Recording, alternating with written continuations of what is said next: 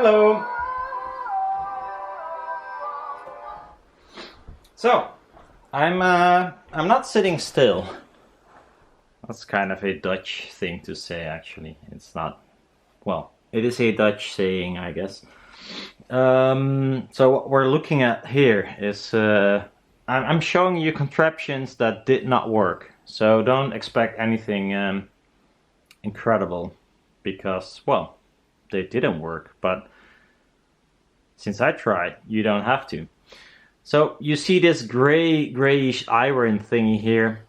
It's because it is iron, and it's like two pieces of iron and a magnet sandwiched in between. The magnets are turned 90 degrees compared to a normal ribbon.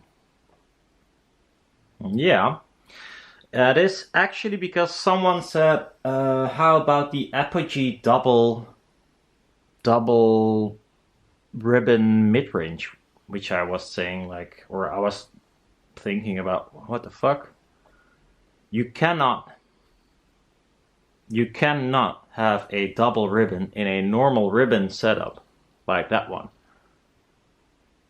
It's impossible.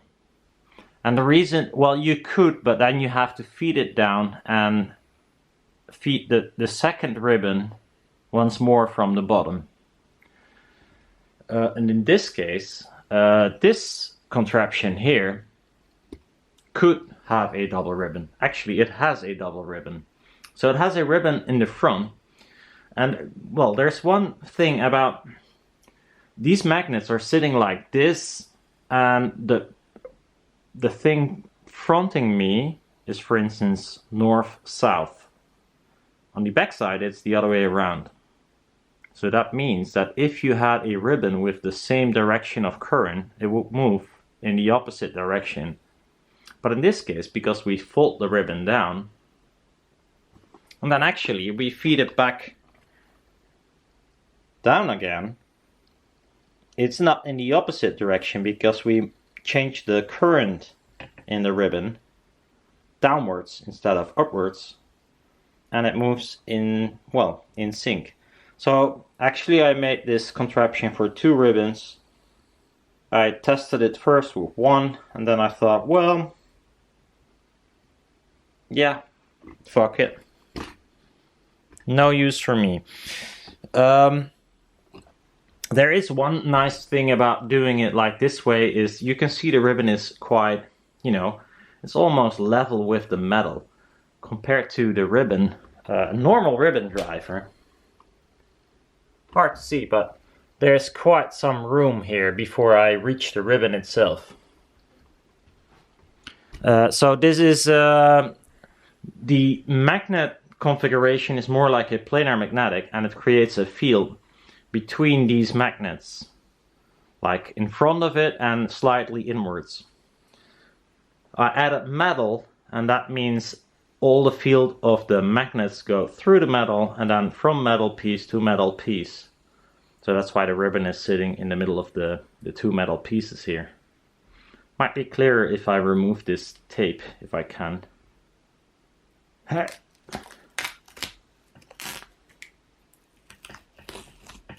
So actually there are 3 bars, and the magnet motor itself is like used in a Rubinite. Yeah, actually kind of the same way, except that they're much closer together, of course. But this creates two magnetic fields between this metal pieces here and between the metal pieces on the back side, but the only thing is that the polarity changed. So you either have to feed the ribbon the other way around, so it moves in the same direction, and that's why you can like move a ribbon upwards, and then on the back side you move it downwards, and they move both in sync. Is it nice? I don't know. If you remember the test with the double membrane, it should at 3 dB, but at a cost, because there is a huge peak at 12K or something, or 8K, I don't know. because they kind of add up, and before that they kind of, well, there's somewhere where they work against each other because of the wavelengths. Although I calculated and it should be safe, but it isn't. So it doesn't work. Maybe it works for a mid-range. That's, I believe, how Apogee did it. Use a white ribbon and use both the front and the back side of the in this kind of contraption. So yeah, some time spent on nothing. Always nice. This is, by the way, a true ribbon with a transformer behind it, just to see if this indeed does something, but I don't like the peak, so I'm not gonna use it. Then I made another fail. I stripped this part already, but this part is still intact. So it's a kind of ribbon on top of a planar magnetic normal arrangement. North, south, north, north, south, north, and a ribbon in between. But somehow the ribbon, even when corrugated, it wants to be sitting like a V shape, which is not very helpful. Not sure why that is, but maybe because I used a method of the blade in between all of these traces.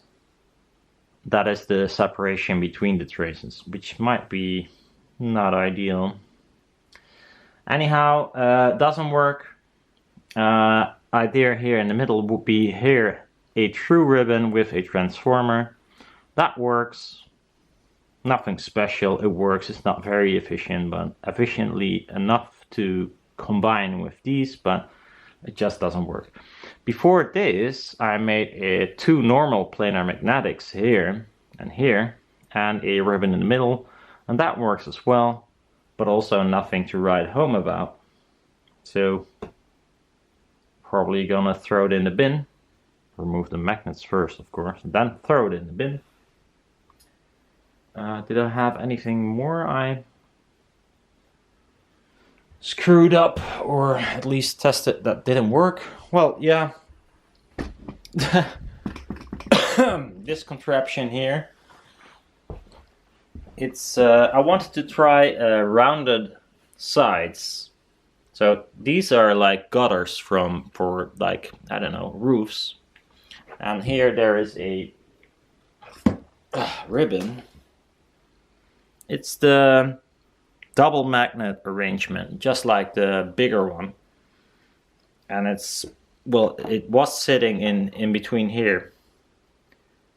Of course, a little bit nicer than this, but although, yes, these help in baffle diffraction, but because they're like curved around, this part is also making it look very nasty. So actually I should only have quarters and not like a half of a circle.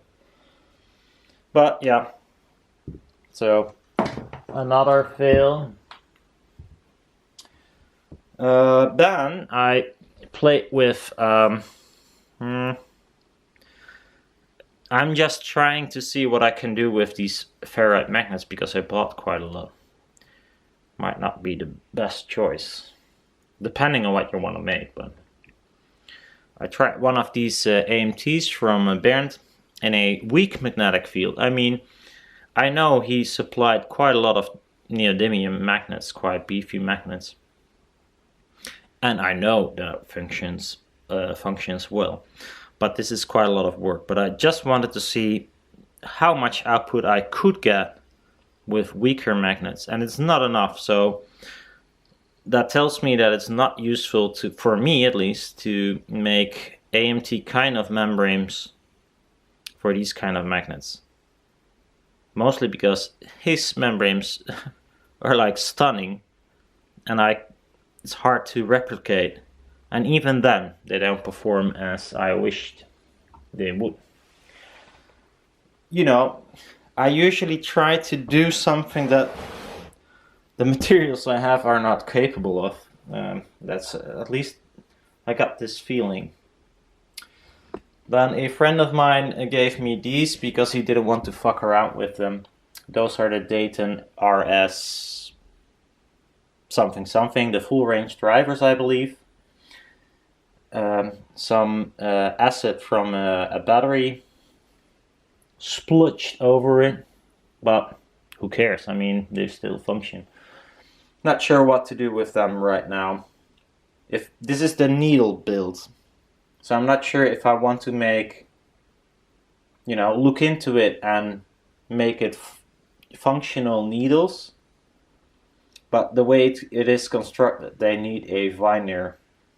Otherwise, they're MDF and screws and such, so not ideal. But I do like the drivers themselves. I like the needle as well, but it's quite limited in what you can do with it, of course. Do I have anything more? No, not really, I think. I think that's it for today. I didn't make all this crap in one day, of course. I'm making something else at this moment, but I'll put that in another video if I am able to make the coil. I plot cut like 8 coils right now, and they all failed when I want to get it off of the cutting mat, because I used quite a really tiny space in between the coils themselves, and I'm sure it is possible. So I'm trying all different kind of stuff. In the meantime, there was someone that wanted the bigger ribbons, a Dutch person, and I forgot his name. And I was looking in my phone, because usually I, save phone numbers with a normal name, so I can remember who he is, but also where I know him from. But I forgot. So anyhow, if someone wants to buy probably big ribbons, and they're not efficient, as I told gazillion times, I could make some huge ones with double magnets, just like this one, because I got quite a lot of those magnets and they're still sitting here. And at this moment, what I'm trying right now, I don't need these magnets per se, but I do need some other magnets, and they cost money. And I run out of money completely. So, who knows? No one's gonna buy these. I mean, these are crap to begin with. I mean, construction-wise, and they look ugly, but, who knows? Anyhow, I'm gonna check in the shed if the coil managed, or the machine managed to cut the coil, and I'm pretty sure it has. So, tiny baby steps. It cuts the coil nicely now. Now it's a way of getting it off without fucking it up. So I'm sure I'll manage, but it takes like half a day or a day before I know how. Anyhow, I want to say thanks to all the Patreons this month or last month. Quite a lot of new Patreons, and thank you and welcome as well. If you got any questions, just put it in the videos. I usually tend to answer all of them if I can. And see you next time. Bye bye.